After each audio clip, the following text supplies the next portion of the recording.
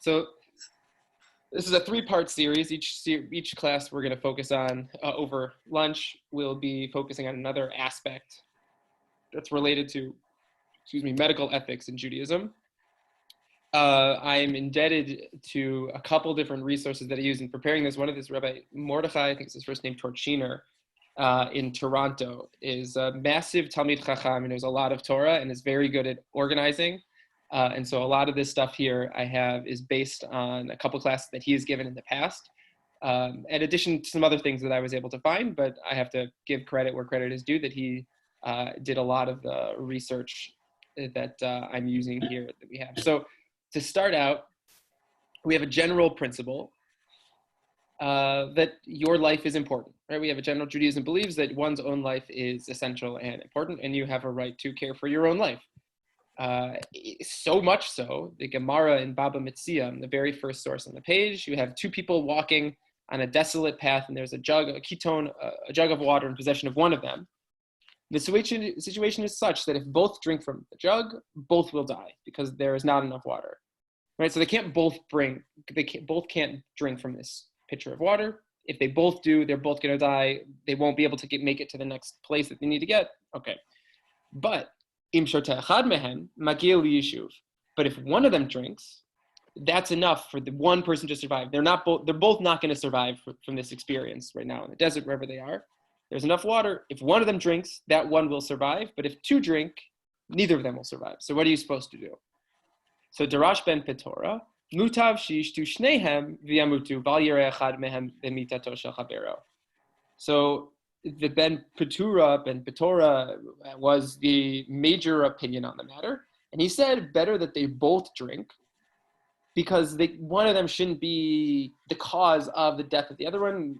You could talk about this from like a psychological perspective, that it'd be very hard for someone to know that they're using these resources, meaning that the other person's going to die. But so that's what Ben Torah says. Mutav shishneim, they should both drink. And this was, I guess, the dominant opinion until Rabbi Akiva walked onto the scene. Rabbi Akiva said, no, the Torah says that your brother shall live with you. That means with you. That means if you're not there, then your brother then they're not going to be there either. But that means that your own life takes precedence. So if you're the one who's holding the jug of water, you have the right and maybe even the obligation to save your own life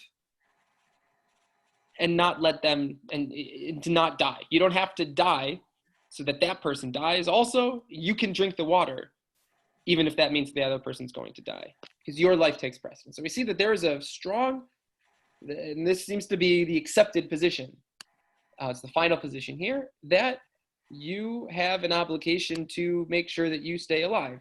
And if you drinking the water means the other person's going to die, but it's going to keep you alive, so be it.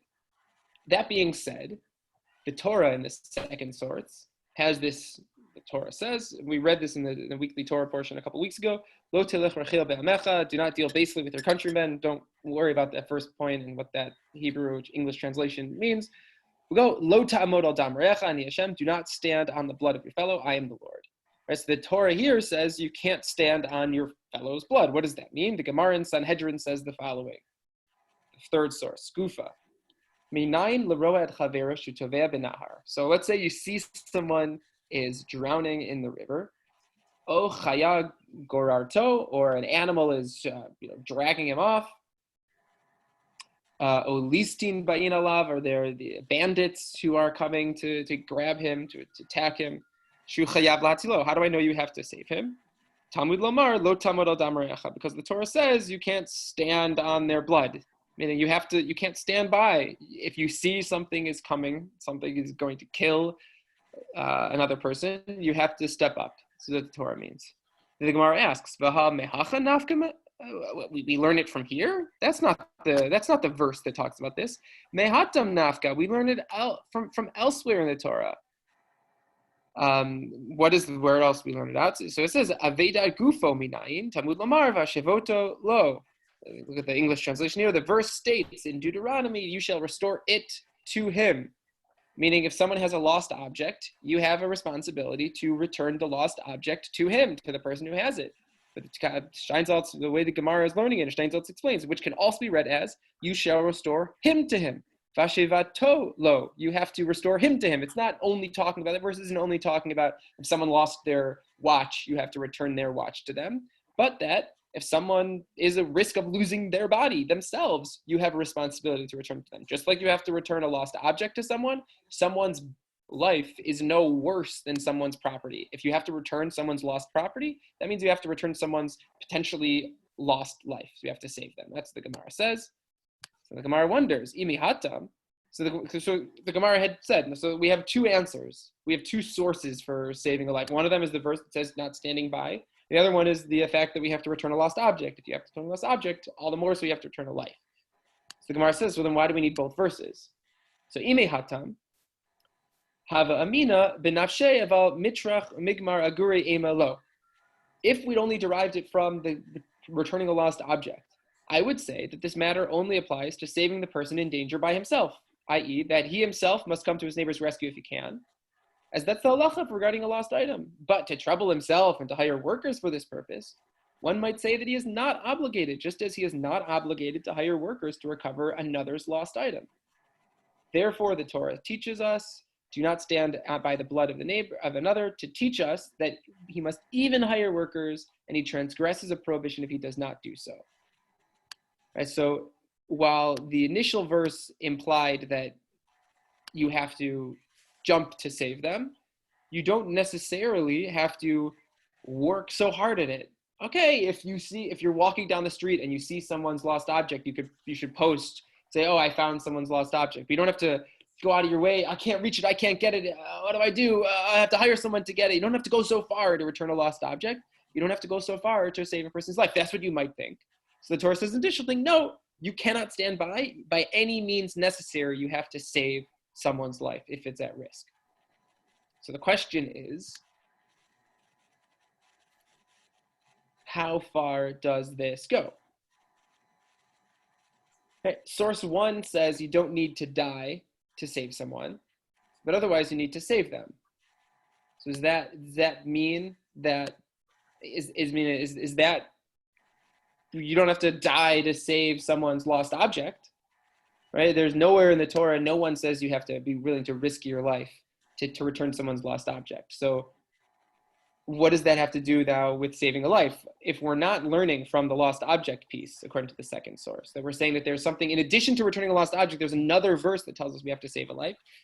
Does that mean that I have to be willing to risk my life to save someone else, when the Talmud in source number one said nothing of that sort? If anything, the source number one was telling us that you should save someone's life, but stop way before you come into risk. You don't have to give up your water so that he can also drink. You're totally allowed to be selfish and drink that water so that you live. And so the question that I'm introducing here from these sources is to start us thinking along the lines of, how far does one need to go to save someone's life? There's no mention in this verse, in this first passage in the Talmud, about being willing to put oneself in danger. But it's clear you have to do more than what you would do for a lost object.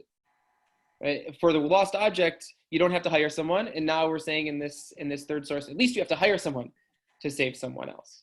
But it's stopping short of saying you have to risk your life. That's significant because in the fourth source, we have a passage in the Yerushalmi, Rabbi Imi Itzad B'Sifa, and the commentary explanation of the Talmud Yerushalmi says, Nitzad Makom Sakana, he was captured in a dangerous area.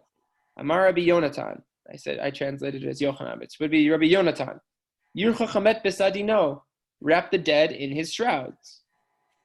The Pnei Moshe, again, that's sort of like the equivalent of Rashi on the Talmud Yerushalmi, explains, Klomar, Shnit Ya'esh Hemenu, he gave up. Vein lo ella lehachin la'atzmo tachriche hamet. He was been captured. There's nothing we can do to get Rabbi Imi back. He's going to die. So might as well prepare his body for burial. Like get the burial shrouds. Start digging up a burial plot because he's not going to survive. We can't get him back. Amar Rabbi Shimon ben Lakish. Rabbi Shimon ben Lakish says, Ad da'ana katil ana mitkatil. It's like either I'm going to die, or either I'm going to kill, or I'm going to die. But I'm going to go and I'm going to save him. And Pnei Moshe explains, Amar, oh, ani eherog, either I'm going to kill, or ani neherag, or I'm going to be killed. Ani elech vetziloto b'koach. I'm going to go and I'll forcibly get him back. Ve'elach ufayes leotana gazlanim.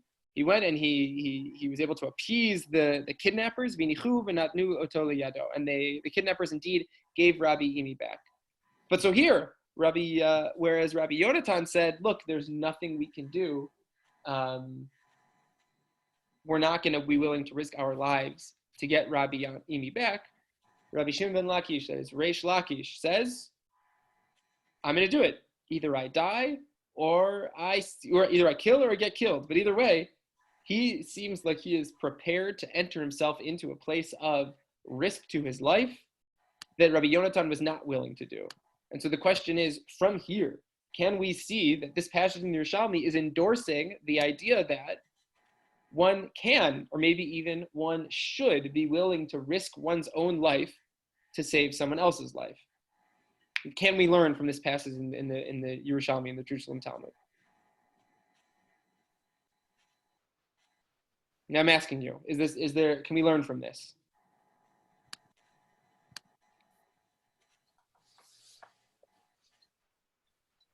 Rob Jared? Yeah. I have a couple of questions. Sure. On that one, actually, was that one, does this have anything to do with the status of Rav Imi? In other words, are certain people more worthy of being saved than others? Saved of taking risks to save them? And secondly, the savior, is this something that is expected of great sages like Rabbi Shimon ben Lakish, but not necessarily of a common person? Right, so that's a good question, right? So we could say both of these things. We could say, number one, maybe Rabbi Imi was such a significant scholar that even though Rabbi Yonatan felt that it was not worth risking life for, that Rabbi Shimon ben Lakish thought it was worth risking. So that's one thing that we could say. Well, you can't necessarily learn from this because maybe Rabbi Imi is significant. I mean, we have a general principle when it comes to... or maybe there's a personal relationship. Maybe, I don't know, if Rabbi Imi was the teacher of Rabbi Shimon ben Lakish or something. Right. Well, it's also interesting, Rabbi Shimon ben Lakish, for people who know his own personal background, Rabbi Shimon ben Lakish was a thug before he became a rabbi. Okay. So the fact that he was the one who went out to say, I'm going to kill or be killed, maybe there's something special or unique about Rabbi Shimon ben Lakish that he was willing to or able to, or it wasn't that big. Okay, Rabbi Yonatan's like a yeshiva bacher. He wasn't going to do anything. But Reish Lakish, he was like... He was a thug. This is why he broke people's kneecaps. I don't know. I mean, I don't know. Not even going to tell him. But like he wasn't like a nerd yeshiva boy sitting in the Beit Midrash all day. Reish Lakish. His background was not like that. So maybe there's something unique about him. So indeed, the Shulchan Aruch Code of Jewish Law, in source number 5, rules says the following when it comes to the bottom line halacha. It says haroet chavero tovea b'yam. Listim b'analav, and all these things. I mean, I don't have to read all of them, but you get the idea. Someone's drowning in the water, so the bandits are coming, there's an animal coming to grab him. V'yachol lahatzilon, you can save him. Hu be'atzmo, either you yourself can save him. Oshi skor la'acherim latzir, or you can hire someone else. V'lo hitzil, and let's say you don't save him. Or you heard that there are people coming, and they're going to grab him, and they're going to hurt him, all these different things, setting a trap for him, and you could stop it, but you don't stop it. Last line. If you don't stop it when you could have saved him, but you didn't save him, over al lo ta'amud al dam recha, you have violated the prohibition of standing on your neighbor's blood, standing by your neighbor's blood. You have failed to do a positive mitzvah. And the Sma, this is Rabbi Yeshua Volk, Poland, 16th century. He quotes the Heghot Maimoniot. So this is an earlier commentary. It was a comment on Rambam. Kadvu. So Heghot Maimoniot writes that in a comment on Maimonides, he says that the Heghot Maimoniot, who is this Rabbi Meir HaKohen, so Rabbi Meir HaKohen writes that the Jerusalem Talmud concludes that one must enter into a place of questionable, suffix sakana, a doubt, a potentially dangerous situation for you. And that position is quoted in Rabbi Yosef Karo's work, the precursor to the Shulchan Aruch, the Chatav Zal, and he writes that the reason maybe that you would have an obligation to, because you have someone who's definitely going to die, and if you go and jump in to try to save them, you might die. So your might die means that you have to save the definite going to die. But either way, gam zeh hishmito hamechaber umorenu harambam ubezeh. It says, but no one quotes this idea. Nowhere in the Shulchan Aruch, in the final code of Jewish law, did it say anything about having to put yourself in a place of potential danger, potential death. It doesn't say that in the Shulchan Aruch. And so the Sma, quoting Hagot Maimoniot, says that tells you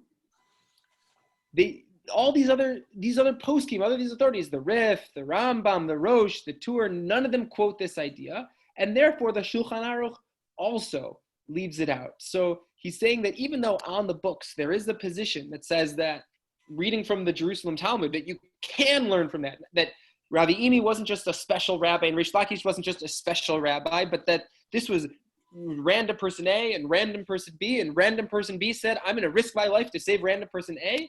And Hagot Maimoniot says, see, you learn from here that you have an obligation to risk your life to save someone. But that doesn't make it into the Shulchan Aruch. It doesn't make it into the final code of law. And the Sma observes that. He observes, Yeshua Falk observes that it didn't make it into the codes. And the Aruch LaNer, in the seventh source, Rabbi Yaakov Ettlinger, 19th century Germany, he points out, he says the following. He says, K'tzat kasha. He says, it's slightly bothersome to me.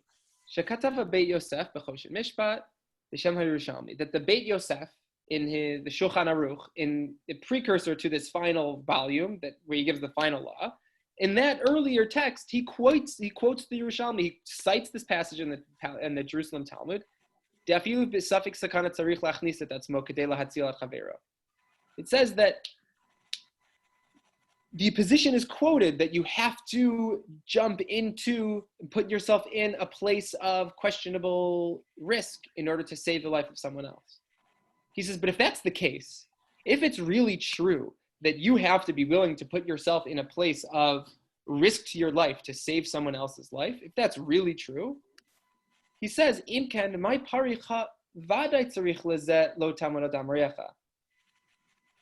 Dime v'hashevoto lo havi yadeinan lememar hachi. He says, look, back in the passage in the Babylonian Talmud, we had a conversation. The conversation was, how do I know you have to save someone from death? So it said you could know it from the fact that you have to return someone's lost object. If you have to return someone's lost object, then you obviously have to return their life. So the Talmud says, why do I need an additional verse? Shouldn't I just know from the fact that you have to return a lost object that you have to save someone's life? And the Talmud there said, why do we have another verse? Because the other verse comes to teach us something significant. The thing is that the significant thing you have to learn is that you even have to hire someone to save someone else's life. So the Aruch LaNer, Edlinger, says, I don't understand. If the Babylonian Talmud thought that you had to risk your life to save someone's life, then that should be the reason that we need an additional verse. Because if from verse number 1, all you know is, you say, oh, whatever you do for a lost object, you do to save a life. So then you never have to put yourself in a life-threatening situation in order to return someone's lost object. You might really know that they care a lot about it might be really, they dropped their wallet on the subway tracks and the train is coming. Okay, you don't have to jump into the railroad tracks to pull up their wallet. Oh, but they lost the object. No one, that's absolutely no requirement whatsoever to do that. You would never have to put yourself in a place of risk to life just to save someone's property. So Rabbi Edlinger says, so isn't that the reason that we need an additional verse? The additional verse should tell us that when it comes to saving someone's life, you have to risk yourself. Okay, I feel like this is a little confusing. Are people following his argument here? But he's saying that it must be, he concludes, the Babylonian Talmud must therefore not believe you have to risk your life. Because if you had to risk your life, that would have been the reason that you need another verse. No one would have had to say, why do you need another verse? Oh, you need another verse to tell you that you have to hire someone. Oh, you need another verse to tell you that you have to risk your life, because you would never have to risk your life to save a lost object. Right? So he believes that the passage in the Babylonian Talmud has no concept whatsoever that you have to risk your life. Because if it did, that would have been the reason that we need another verse. But it's not. And therefore, it seems like the only thing that's different between a lost object and saving a life is you have to hire someone to save a life, but you don't have to hire someone to save a lost object. But he believes that the passage in the Jerusalem Talmud believes very fully that you have to be willing to risk your life. He says the passage in the Jerusalem Talmud with Reish Lakish, with Rabbi Shimon ben Lakish, is proof that you have to be willing to risk your life like Reish Lakish was. And so he concludes that there is therefore a debate, there's a machloket, there's a disagreement between the Babylonian Talmud and the Jerusalem Talmud. The Babylonian Talmud doesn't think you're obligated to save the life, put yourself in a risk position to save the life of someone else. Babylonian Talmud says you don't need to. The Jerusalem Talmud, though, he thinks you do need to. And so there's a machloket, there's a debate between the Babylonian and the Jerusalem Talmud. And by nature of the world that we are on, just to clarify, we are on source number 7 right now, the Aruch Laner, source number 7, on the top of page, they're not, the pages aren't numbered. Source number 7, page 3, I think. The Aruch Laner. Aruch Laner, Yaakov Ettlinger is his name, yeah. Right, so he believes that the Jerusalem Talmud, Palestinian Talmud, same thing. The Jerusalem Talmud, because we saw the story with Reish Lakish. That's very clear. He says that's proof from there. You can extrapolate, you should extrapolate from there to all cases. Reish Lakish was willing to put himself at risk. Either I'll be killed or I'll kill someone else, but I'm going to save this guy. He was willing to risk his life. Proof that the Jerusalem Talmud feels that you should risk your life. You have an obligation to risk your life. The Babylonian Talmud made no mention of that whatsoever. Not only that, but the Babylonian Talmud had the perfect opportunity to introduce that idea.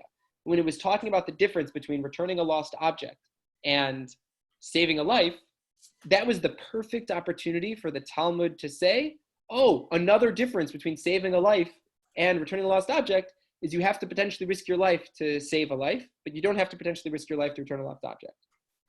Ettlinger says, the Aruch Laner says in source number 7, the fact that it didn't say that means that it didn't believe that that was true. The fact that it's not there when it had the perfect opportunity to say it must mean that the Babylonian Talmud doesn't believe it's an idea. And therefore, he presents that there's a machloket, there's a debate between the Babylonian Talmud and the Jerusalem Talmud. And in general... Can you summarize what the two sides are then? The Jerusalem Talmud is saying... You have to be willing to risk your life. No Reish Lakish risked his life, you have to be willing to risk your life. And the Babylonian? You don't. Only the farthest you have to go is to hire somebody to do it. Correct. The farthest you have to go is to hire someone else to do that. That's why saving a life is different from a lost object. The Gemara was saying, what's the difference between a lost object and saving a life? Oh, you have to hire someone, right? Aruch Laner says, that would have been the perfect opportunity for the Talmud to also have mentioned, you have to save someone, you have to be willing to risk your own life to save someone's life. But it stopped short of saying that. All it said was, to save a life, you have to hire someone. It could have just said, you also have to be willing to put yourself at risk. The fact that it didn't, Aruch Laner says, that's proof that they don't believe that, because then it should have said it there. It didn't say it there, so that must be that the Babylonian Talmud doesn't think you're obligated to do that. You don't have to be willing to put yourself in a place of risk of life in order to save someone else. That's source number 7. And the Aruch HaShulchan, source number 8, genuinely accepts that. He says, Aposkim Heviu B'Shem Yerushalmi. All these authorities quote the Jerusalem Talmud that a person is obligated to put him or herself in a place of potential risk to life, kadei lahatzil chavero, in order to save someone else. So he says, there are all these authorities who do quote the passage in Jerusalem Talmud. B'harishonim, hishmitu zeh. But even though it's in these early sources, it doesn't make its way into any real halachic authority that's quoted beyond them. Meaning there are people who talk about it, talk, oh, the Jerusalem Talmud says this, Jerusalem Talmud says this. It says you have to be willing to put yourself in risk. When it comes to the practical halacha, what does Jewish law say about it?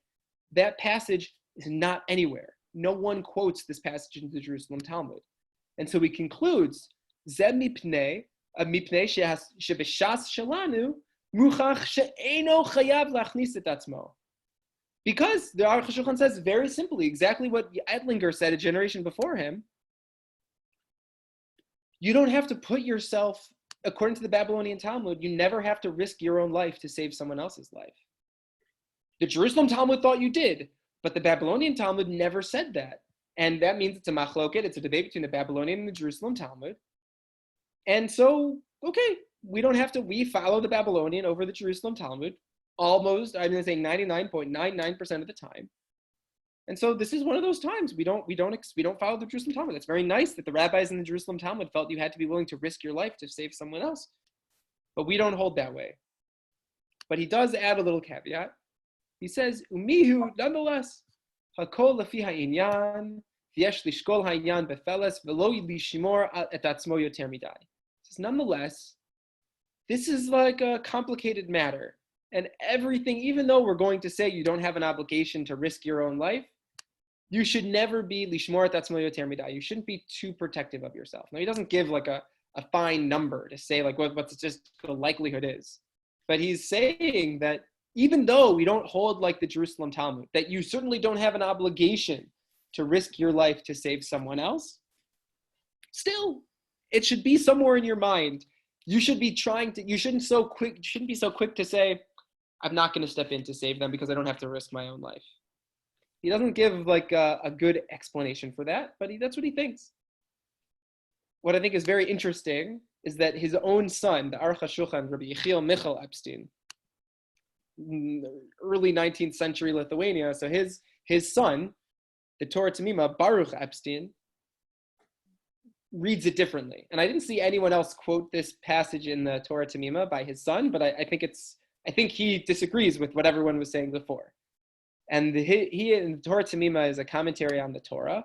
He sort of connects the oral Torah and the written Torah. You have the verses of the Torah, then he has a little footnote, and he says, this is what the Torah says, and here's what the Talmud says about it, and then he has a long footnote explaining how the Talmud understood what the Torah said.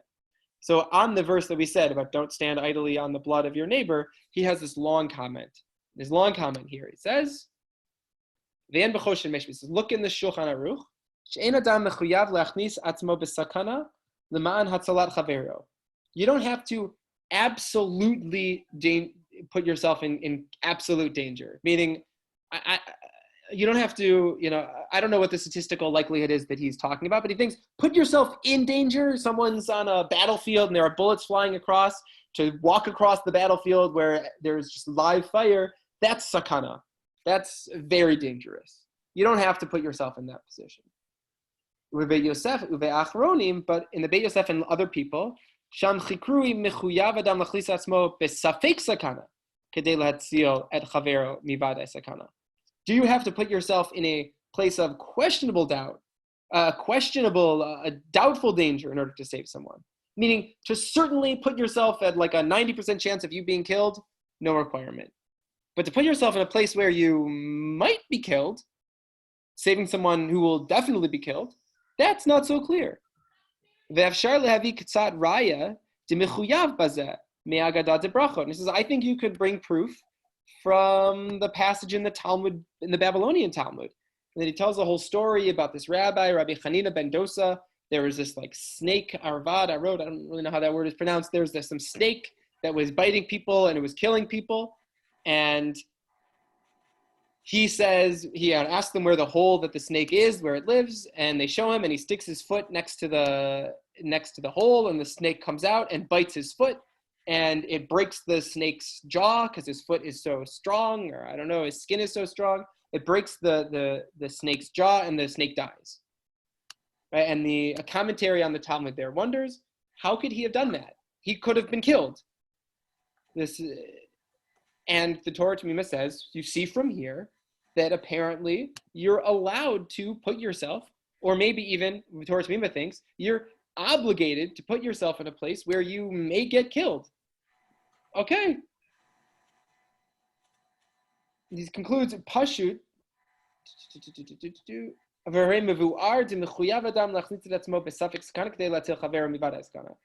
we see from here, this passage of Babylonian Talmud, that is absolutely required. Rabbi Hanina ben Dosa did it. That means it's absolutely required to put yourself in a place of potential doubt, potential risk to life, if it's going to save someone from certain death. People were dying from this snake. He could stick his foot. He was largely sure that God would protect him. How, that's a whole separate conversation. Why he knew that. He was a very holy rabbi. He thought he knew that God would keep him alive. But he put himself in a place that maybe he wouldn't be kept alive. It was a safek sakana. There was a chance that he might be killed. Nonetheless, he did it, showing you that you're obligated. And so I think what it sounds like from here is that the Torah Tamima is saying that even in the Babylonian Talmud, there is proof that you definitely have to put yourself in a place of potential danger in order to save someone else. Right? So what comes out is that we have a couple different things floating here. The Jerusalem Talmud says, without question, you're obligated to put yourself in a safek sakana, in a potentially life-threatening situation. The Babylonian Talmud didn't say that. And so everyone was saying that, oh, it must be that the Babylonian Talmud thinks you don't have to put yourself in a safek sakana, in a potentially dangerous situation, potentially life-threatening situation. And everyone concluded that therefore the Babylonian Talmud and the Jerusalem Talmud disagreed. We follow the Babylonian Talmud, so it's totally fine. You don't have to. If you can save someone without any risk to yourself, you're obligated to. But if you can save someone and it may be a risk to you, you may be in a life-threatening situation, everyone had said, no, you're not obligated to put yourself in a potentially life-threatening situation or to save someone else. Then the Torah Tamima, Rabbi Baruch Epstein walks onto the scene, and to me, he sort of throws everything up, and he throws everything out, and he says, no, no. The sources that were saying that you don't have to put yourself in doubt in risk, those are talking about definite risk. There's a sinking, or there's a guy floating in the water and they're surrounded by sharks. And if you jump in to save that guy from the sharks, not only is he going to get eaten by sharks, you're probably going to get eaten by sharks. Torah Tamima says that's when you have no obligation to save anyone, according to the Babylonian Talmud. But he says the Babylonian Talmud would agree that if there's a safek sakana, if there's at least just a potential for there to be risk to life, then you certainly have to jump in, which ends up being that he thinks, the Torah Tamima thinks, that what everyone said that the Babylonian Talmud didn't say you had to do, the Torah Tamima seems to think you do have to do. Is that clear? Can I clarify anything? The Torah Tamima, I think, throws a wrench in everything. Because whereas everyone was saying before, there's a difference between, no sakana, no danger, you have to save. Yes, danger, you don't have to save. And the Torah Tamima walks on and says, yes, danger, you have to save, so long as it's not like definite yes danger. If it's somewhat dangerous, then you do have an obligation. So that's all that. So what does this mean as far as practical medical ethics, as far as doctors putting themselves in potentially lethal situations, working at a hospital when there's a very contagious virus going around? So it's interesting. Rav Moshe Feinstein here points out that the prohibition of not standing idly by while someone is being killed is similar but different from other prohibitions. He says, source number 10. He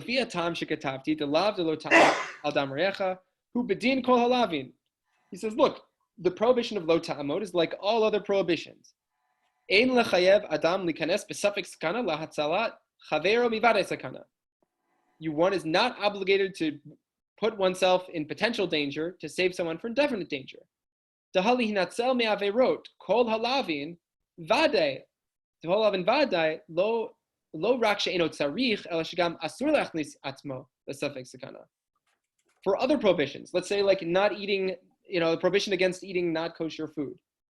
You are not permitted to say, well, I'm sick and I'm in the hospital. The doctors say if I don't eat this, hamburger, this cheeseburger, then I'm going to die.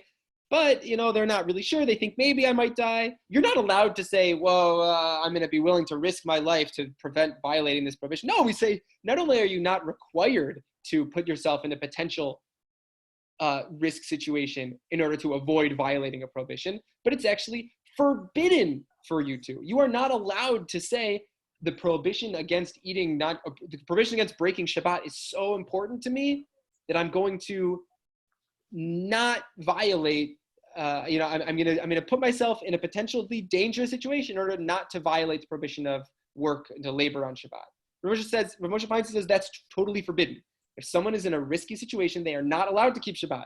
Oh, but there are prohibitions. It's okay. You're not allowed to risk yourself to avoid that prohibition. You're not allowed to risk yourself to avoid the prohibition of kashrut. we waive all these prohibitions so that you can live. So Rav Moshe says, if that's the case, then in theory, you could make the argument that one is not allowed to put yourself, just like you wouldn't be allowed to risk your life to keep Shabbat, you shouldn't be allowed to risk your life to save someone else, because they're both on the basis of a prohibition in the Torah that you're not allowed to break Shabbat, you're not allowed to stand idly while your neighbor dies. So he says you could make that argument. And therefore, imken, ein l'chayvo lachnis atzmo lesafek sakana, gam bishvil lehatzil nefesh chaver. It says that at that point, therefore, there is no requirement to enter into potentially dangerous state in order to save a friend. Ava. However, mistaber sheyachaluk lav delotamar al damarecha mishar lavin le'inyan iser. He says, but he says, even though you're not allowed to put yourself in a potentially lethal situation in order to keep Shabbat, he says maybe that you're allowed to do that for this prohibition. And he says, Aval lahatzil nefesh chaver. This is source number 10 at the bottom of the 4th page. He says, but here, to save a fellow, which would be avoiding a transgression, it is permissible to put oneself in a potential risk of life in order to be saved.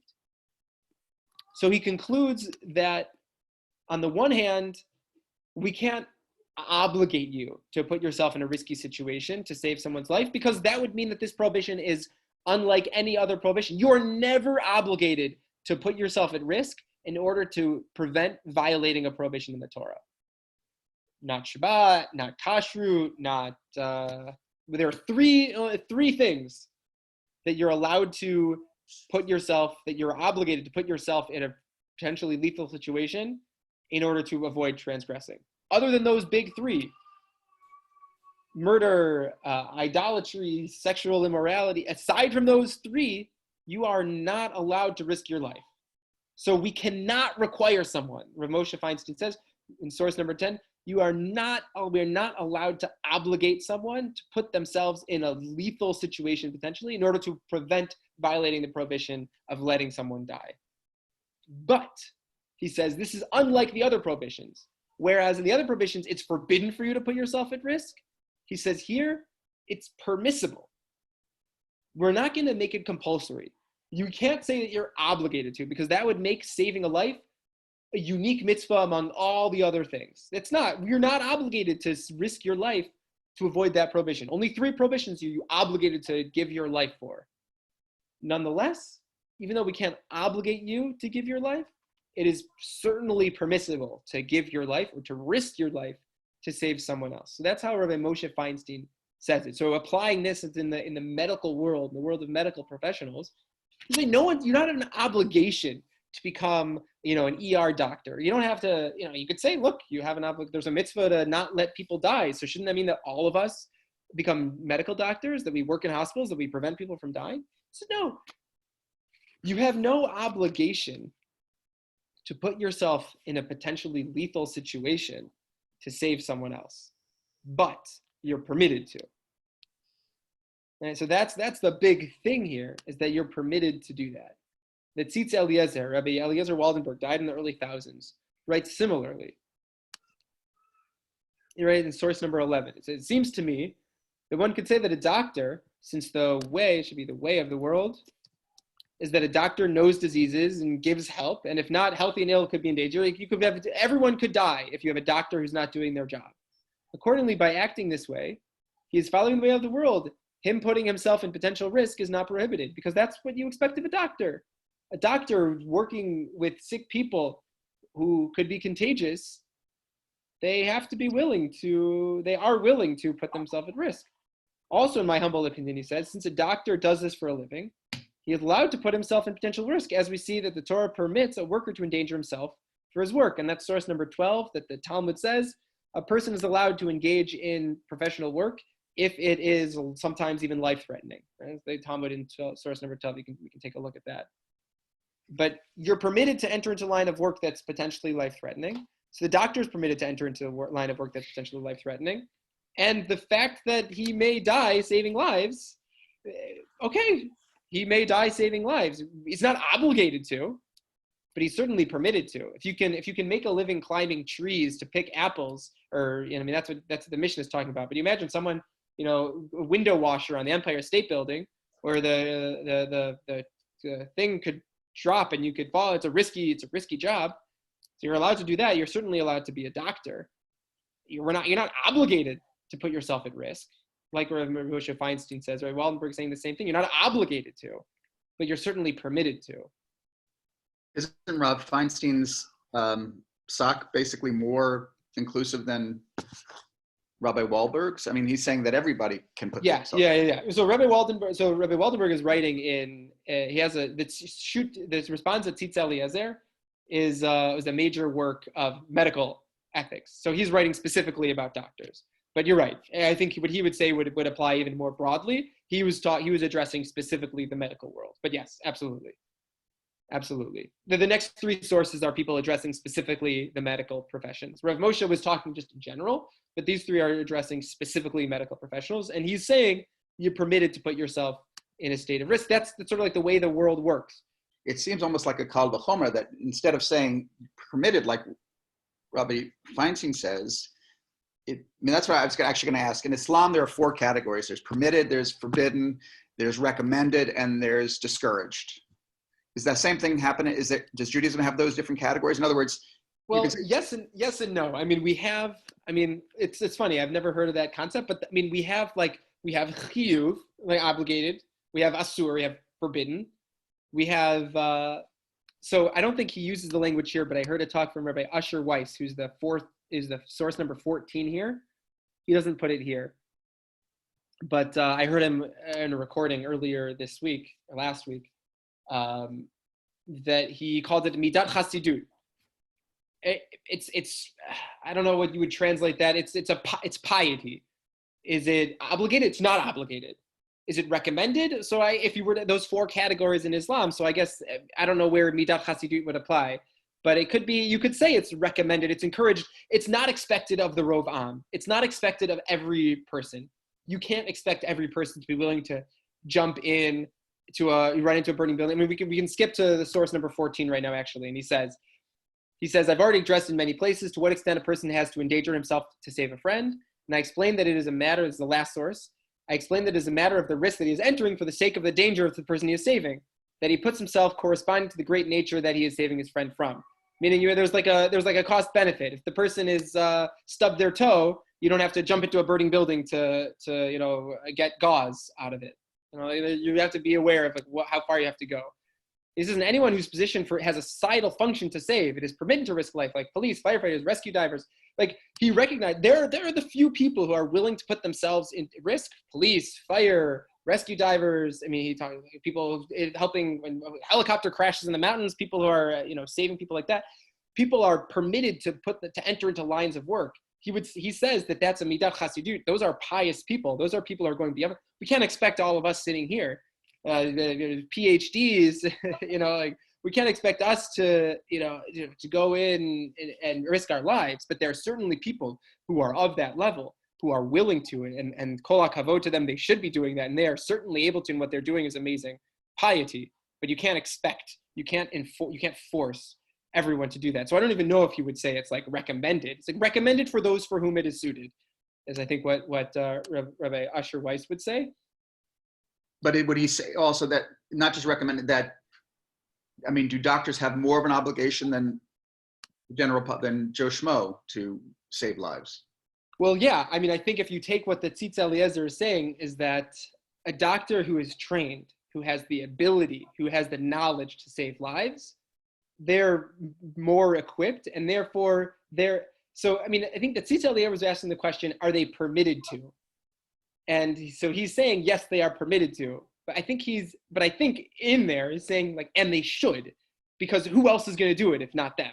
That's what I was, yeah. Yeah, no one else no one else is going to do it. And so there's an interesting question that people are talking about, just to take from our community, you have doctors who, because of a severe shortage of medical professionals. So I know there are some doctors in our community who do not intubate ever, but they've been trained to intubate because they need, at least they have more of a knowledge in medicine than me. So they're going to train him how to do it before they train me to do it, because he's closer alive. So, Now you could maybe based on this, you say, does that doctor have the obligation to learn how to intubate? Maybe not. If they were to be able to say, well, it's not my job. I'm an eye doctor, not to speak specifically for, I'll use a different example. I'm a foot doctor. I don't know. I don't know how to do this. Do they have the excuse to say, I don't know, I don't want to do that training? Maybe the Tzitz Eliezer would say, yeah, I mean, I guess they can, but who else do you want to do that? You're much more equipped than me, so why wouldn't you be? You should be. But he's not going to say you have a chiyuv, because you can't say, the Jerusalem Talmud said you had a chiyuv to put yourself in a potentially risky situation. But no one, but we didn't go like that. The Torah Tamima notwithstanding, we don't seem to be accepting that. And I'll say, so in the 13th source, as Avraham Steinberg, rabbi, doctor, director, I think of like the ethics unit in Shaarei Tzedek Hospital in in Jerusalem.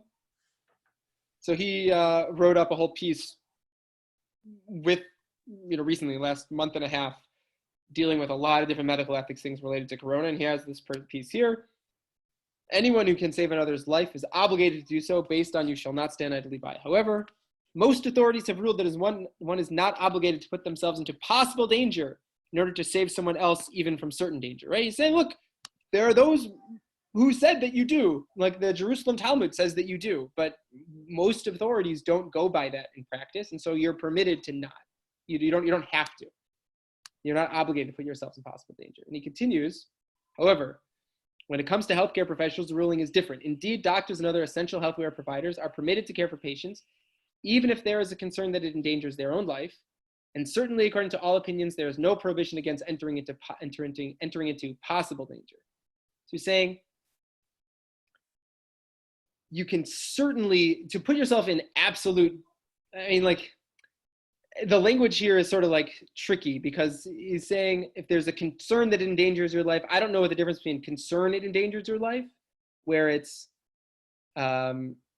permitted, or required if there's possible. The language here is a little fuzzy that I think comes up from the Torah Tumah also, that certain danger versus potential danger. But either way, he says, all opinions, there is no prohibition against entering into possible danger. Therefore, medical workers may treat contagious coronavirus patients, but with the obligatory precautions for such interventions in order to be well protected, right? So you can put yourself at risk, but you should not put yourself in undue risk. So have all the PPE.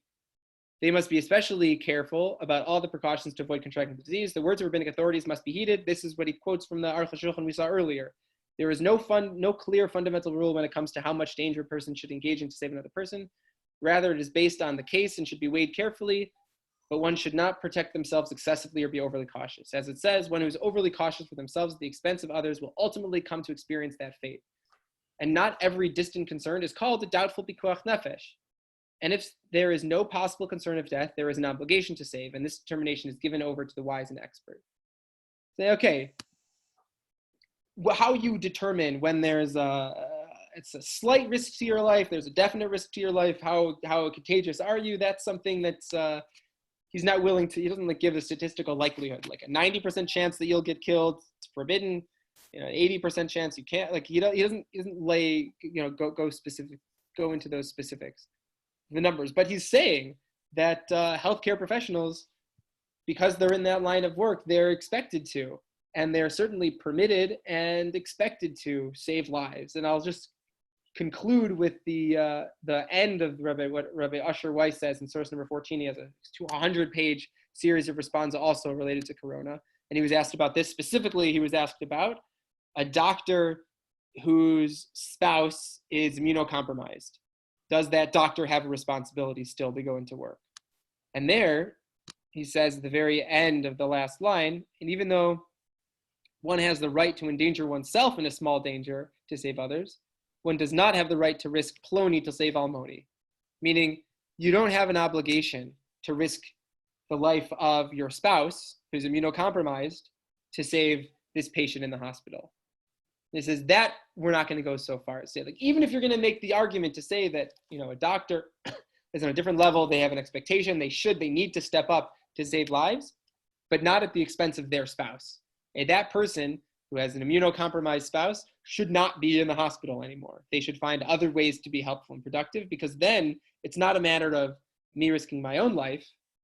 It's me risking someone else's life. And I have no right to put their life in jeopardy because I want to save that person. There's also, I mean, this is a tricky thing, because anytime, and unless you have someone who's, 1 o'clock siren, okay. I just lost my train of thought. You're saying it's a tricky thing. Oh, it's a tricky thing because if someone, imagine you have, even if the spouse wasn't immunocompromised, if the main breadwinner of the family is an ER doctor and she or he contracts coronavirus because he or she is working in the hospital with coronavirus patients, and then he or she could die. And we don't say that there's a she goes, well, but you have to, we don't say that a doctor has to think about their own personal death. Rav Asher Weiss is saying, if your spouse may die, you don't have to go to work in the hospital. What about if you may die? And that'll mean that your spouse doesn't have a source of income anymore. Now your spouse is paying yeshiva day school tuition and trying to make ends meet at the grocery store and has their own parents that they're taking care of. Like, he doesn't go, we don't go that far. But it's just a tricky thing to think about, the consequences of the actions that a person could do impacting not only their spouse, but even their own life could make a difference. We say halakhically, we're not going down this road. What's that? There are workarounds for that. For example, there's a person in town that I heard say that he had just isolated. He was having to do rounds in the hospital, so he isolated himself from his family for a couple of weeks. Yeah, certainly. That's definitely, I mean, I know, members of our community who are doing that. And you see on Facebook, I've seen, pictures of doctors standing outside on their porch, waving at their spouses and children because they're not going inside because of that. Yeah, no, absolutely. There are workarounds for that. But so I don't know, Rav Asher Weiss doesn't address that, whether that's the ideal or whether he thinks that it's an obvious assumption that a person can live at home. But that's a good point. There could still be a workaround that someone could do that. But the bottom line is that doctors are certainly permitted to put themselves, and maybe even should be, because they're the most equipped more than anyone else to put themselves in potentially life-threatening situations. And right now, in talking about corona, medical professionals going into the hospitals and doing work to keep other people alive. Now, Steinberg did point out that they have to have their PPE. He didn't say that you could go so far as to just, and we're not going to talk about this at all. Maybe we'll talk about it next time, although probably not. But, a lot of these, they're all different rules in different hospitals. I don't know what the University of Michigan's policy is about DNR and different types of resuscitation that could end up just getting everyone who's standing in the room. If the person suddenly takes a breath and breathe, we'll talk a little bit about ventilators next week, or sharing ventilators. But you could get a lot of people very sick very easily. And we don't go so far as to say that you have to do that you have to take the proper precautions is the conclusion. So there's a line of risk that's not acceptable, even according to Rabbi Steinberg. Although I guess he would say, if you don't have that available, I'm not sure if he would say you just let the person die. You don't walk into the room because there's no PPE. I'm not sure what he would say if there just doesn't exist. But it's just so that's a look at. Just we see the bottom line is that people are not obligated. Unlike what the Jerusalem Talmud says, people are not obligated to risk their own lives to save other people, but they're certainly permitted to.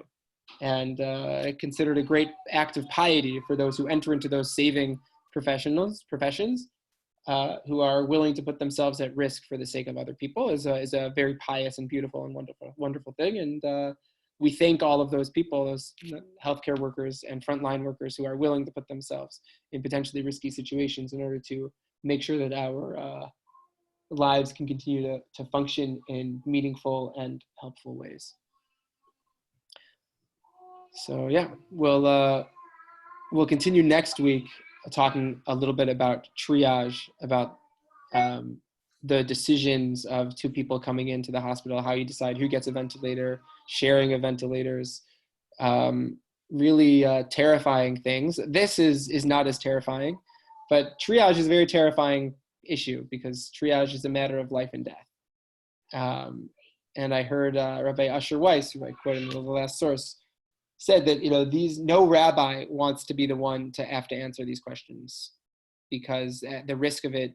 I mean, if you're wrong, even if you're right, it still could lead to the death of someone, and it's very, very hard. And he says himself, he would much rather be able to ask these questions of the Rambam, but Rambam's not here, so the best he can do is give his best understanding of what he thinks. So that'll be next week in triage. But in the meantime, I hope everyone stays safe and stays healthy. Does anyone have any questions or anything? There was a lot of information here, but I'm happy to spend some time to go over it and explain if there are any questions people didn't understand, if I wasn't sufficiently clear with any of these sources.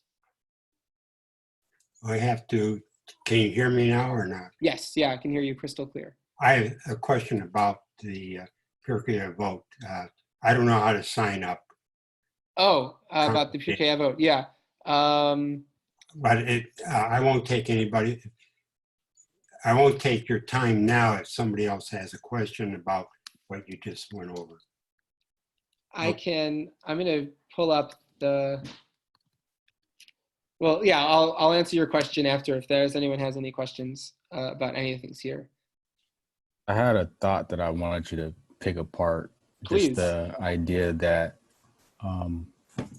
struggling with the greater good, in the example of you have someone that's immunocompromised in your family, but then if you're in a healthcare position, you can save, maybe quadruple if there was a number more people being in the working space than that one person.